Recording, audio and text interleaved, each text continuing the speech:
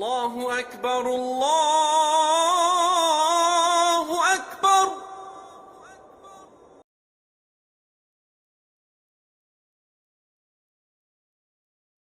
الحمد لله وكفى وسلام على عباده الذين اصطفى أما بعد قل إن صلاتي ونسكي ومحياي ومماتي لله رب العالمين لا شريك له وبذلك أمرت وأنا أول المسلمين۔ یہ فیضان نظر تھا یا کہ مکتب کی کرامت تھی، سکھائے کس نے اسماعیل کو آداب فرزندی۔ امید اسلام کے سامعین و ناظرین، قربانی کے ایام قریب آ رہے ہیں۔ آج ہم آپ کے ساتھ فلسفہ قربانی کے متعلق کچھ گزارشات کے ساتھ حاضر خدمت ہیں۔ قربانی اللہ کا ایک محبوب عمل ہے۔ میں نے جو سورۃ انعام کی یہ آیت تلاوت کی ہے، اس آیت کے اندر اللہ اپنے حبیب سے کہتے ہیں کہ اے میرے محبوب، قل ان صلاتی، آپ یہ کہہ دیجئے کہ میری نماز، ونسکی، میری قربانی، ومحیایا، میری زندگی، ومماتی للہ رب العالمین، اور میری موت اللہ کے لیے ہے، لا شریک لہ، اس کا کوئی شریک نہیں، وبذالک امرت وانا اول المسلمین، اور یہ اسی بات کا مجھے حکم دیا گیا ہے کہ ہم پہلے مسلمانوں میں سے ہیں۔ تو قربانی اور نماز یہ اسلام کے اہم ترین ستون ہیں، اور اسی آیت کے اندر یہ بات کہی گئی ہے کہ تمہاری نمازیں بھی اللہ کے لیے ہیں، اور تمہاری قربانیاں بھی اللہ کے لیے ہیں، اور تمہاری زندگی بھی اللہ کے لیے ہے، اور تمہاری موت بھی اللہ کے لیے ہے۔ قربانی حضرت ابراہیم علیہ السلام کی سنت ہے۔ صحابہ نے نبی کریم صلی اللہ علیہ وسلم سے سوال کیا، ما هذه الاضاحی یا رسول اللہ، اے اللہ کے رسول آپ ہمیں یہ بتلائیے کہ یہ قربانی ہے کیا؟ فرمایا سنت ابیکم ابراہیم، کہ یہ بابا ابراہیم علیہ السلام کی سنت ہے۔ اور نبی کریم صلی اللہ علیہ وسلم پوری زندگی اس اللہ کے اس امر کو بجا لاتے رہے۔ نبی کریم صلی اللہ علیہ وسلم ہمیشہ قربانی کے 2 دمبے خرید فرماتے، اور ایک دمبا رسالت کائنات صلی اللہ علیہ وسلم اپنی طرف سے ذبح فرماتے اور کہتے اللہم تقبل منی، اے اللہ میں یہ قربانی تیری رضا کے لیے کر رہا ہوں، اور اس قربانی کو آپ میری طرف سے قبول فرمائیں۔ اور جب دوسرے دمبے کو ذبح فرماتے تو اللہ کے پاک پیغمبر ہمارے رحمت للعالمین نبی اپنی امت کو یاد رکھتے ہوئے اس دمبے کو ذبح کرتے ہوئے کہتے اللہم تقبل من امتی، اے اللہ میری امت کے اندر غریب لوگ ہوں گے جو قربانی کی سکت نہیں رکھیں گے، اے اللہ میری امت میں مسکین لوگ ہوں گے جو قربانیاں نہیں کر سکیں گے، اے اللہ میں ان کی طرف سے یہ قربانی آپ کی بارگاہ میں پیش کرتا ہوں۔ وہ کتنا کریم نبی تھا جو اپنی زندگی میں اپنی امت کو وہ کبھی نہ بھولا، اور ہر لمحے اس نے اپنی امت کو یاد رکھا۔ اپنی قربانی میں، اپنی دعاؤں میں، اپنی زندگی میں آقا کریم نبی ہمیشہ اپنی امت کو یاد رکھتے، اور قربانی کے موقع پہ ایک دمبا اپنی امت کی طرف سے ذبح کرتے۔ تو اللہ نے جن کو مال دیا ہے، آج قربانی کے بارے میں بہت سے دنیا کے لیبرل قسم کے لوگ قسم قسم کی افواہیں اڑائیں گے، یہ کہتے ہیں جی جانور کے پیسے آپ کسی غریب پہ خرچ کر دیں، جانور کے پیسے وہ آپ گوشت ذبح کر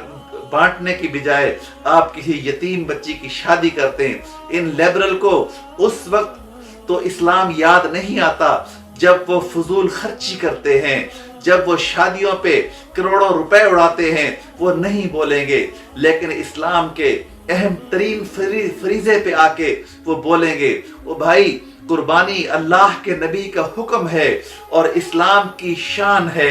اسلام کی عظمت ہے، اور یہ فریضہ ہے۔ حدیث پاک میں آتا ہے کہ اللہ کے نزدیک ان 10 ذی الحجہ کے اندر حج اور قربانی سے زیادہ کوئی عمل محبوب نہیں، اللہ اس عمل کو محبوب رکھتے ہیں، اور فرمایا لن ینال اللہ لحومها ولا دماؤها ولكن يناله التقوى منكم، کہ اللہ کی نظریں تمہارے دلوں پہ جمی ہوئی ہیں کہ تمہارے دلوں میں کیا ہے اور تم کس قسم کی نیت رکھتے ہو۔ قربانی کرنا یہ اللہ کے نبی کی سنت ہے، اور اس سنت کو بجا لانا یہ مسلمانوں کا شیوا ہے۔ مسلمان اپنے مال سے خیرات کے ٹائم پہ خیرات کرتا ہے، زکوٰۃ کے ٹائم پہ زکوٰۃ دیتا ہے، اور صدقے کے ٹائم پہ صدقہ دیتا ہے، اور مسلمان قربانی کے ٹائم پہ اللہ کے حضور اپنے اس خون کو پیش کرتا ہے۔ اور کل قیامت کے دن نبی کریم صلی اللہ علیہ وسلم فرماتے ہیں جس نے اللہ کی رضا کے لیے قربانی کی، جس نے اللہ کو راضی کرنے کے لیے خون بہایا، اور وہ جب اپنی چھری کو جانور کے جسم پہ رکھتا ہے، خون کا قطرہ جانور کی گردن سے زمین پہ نہیں گرتا، اللہ اس انسان کے سارے گناہوں کو معاف فرما دیتے ہیں۔ اور قربانی بہت سے غریب اور مسکین لوگ سال کے بعد صرف ایک دن قربانی کا گوشت کھاتے ہیں۔ اللہ نے غریبوں کا اس قربانی کے اندر حصہ رکھا ہے کہ آپ اپنی قربانی کے 3 حصے کیجئے، ایک حصہ اپنے گھر رکھیے، ایک حصہ اپنے دوستوں کے اندر تقسیم کیجئے، اور ایک حصہ قربانی کا مسکینوں کے گھروں کے اندر پہنچائیے، تاکہ آج نبی کریم صلی اللہ علیہ وسلم کی امت کے مسکین بھی گوشت کو کھا سکیں، اور وہ گوشت کھا کے اللہ کا شکر ادا کر سکیں۔ تو قربانی کا فلسفہ کیا ہے؟ قربانی کا فلسفہ یہ ہے کہ اللہ کی رضا کے سامنے اپنے سر کو خم کر دیا جائے، اور اللہ کے سامنے اپنے سر کو جھکا دیا جائے۔ فلما اسلم وتلہ للجبین، کہ جیسے ابراہیم علیہ السلام اور حضرت اسماعیل علیہ السلام نے اپنی گردنوں کو اللہ کے سامنے جھکا دیا۔ قربانی یہ درس دیتی ہے کہ ہم اللہ کے سامنے جھک جائیں، ہم اللہ کے سامنے سر تسلیم کر لیں، ہم اللہ کے لیے بولیں۔ اگر ہمارے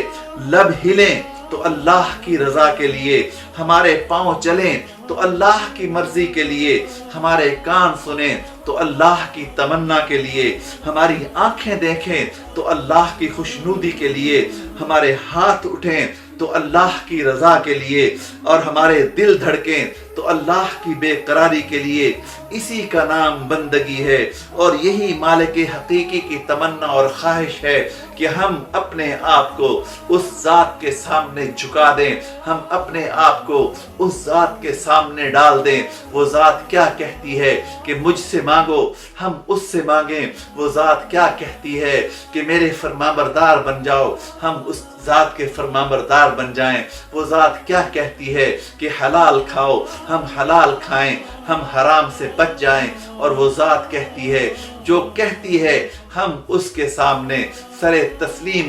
کر دیں۔ اور یہ قربانی کا فلسفہ ہے، اور قربانی کی روح اور حقیقت یہ ہے، قربانی ہمیں یہ درس دے رہی ہے کہ ہم اپنی گردنوں کو، ہم اپنے جسموں کو، ہم اپنی زبانوں کو، ہم اپنے وجود کو اللہ کے سامنے ڈال دیں، ہم اپنے وجود کو اللہ کے سامنے ڈال کے بے قرار ہو جائیں، اور اپنے آپ کو اپنے اللہ کے سپرد کر دیں۔ اللہ میرا اور آپ کا حامی و ناصر ہو، اور اس امت کے وہ لیبرل لوگ جو قربانی کے خلاف جد و جہد کر رہے ہیں، اور قسم قسم کے اختلافات گھڑ گھڑ کے لوگوں کا ذہن خراب کرنے کی کوشش کر رہے ہیں۔ آپ قربانی خود ادا نہیں کر سکتے تو آپ کو آج کل تو بہت آسان سے ذرائع ہیں، بہت سی